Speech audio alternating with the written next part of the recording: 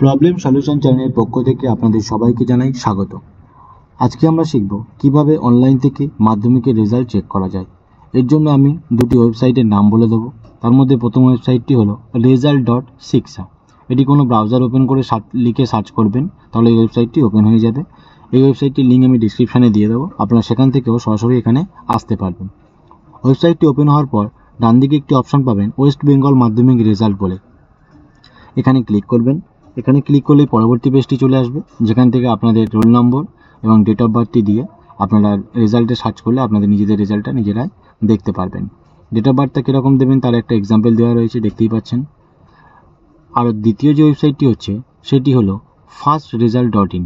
এই ওয়েবসাইটটির লিঙ্কও আমি ডিসক্রিপশানে দিয়ে দেবো, আপনারা সেখান থেকে সরাসরি এই ওয়েবসাইটে আসতে পারবেন। এই ওয়েবসাইটটি ওপেন হওয়ার পরে ওপরে একটি অপশন পাবেন রেজাল্ট বলে, এখানে ক্লিক করবেন। এখানে ক্লিক করলে বাঁদিকে একটি অপশন পাবেন ক্লাস 10 বলে, এখানে ক্লিক করবেন। করলে ওয়েস্ট বেঙ্গল বোর্ড দেখতে পাচ্ছেন। এখানে আরও বোর্ড রয়েছে, আপনাদের যদি অন্য কেউ রাজ্যের হয়ে থাকে তাহলে সেই রাজ্যেরও চেক করতে পারবেন। যেহেতু আমরা ওয়েস্ট বেঙ্গল চেক করছি তাই আমরা ওয়েস্ট বেঙ্গলে ক্লিক করব।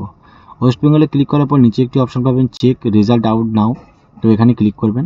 এখানে ক্লিক করলেই এখানেও রোল নম্বর এবং ডেট অফ বার্থ দিয়ে চেক রেজাল্টে সার্চ করলে আপনারা নিজেদের রেজাল্টটা চেক করতে পারবেন।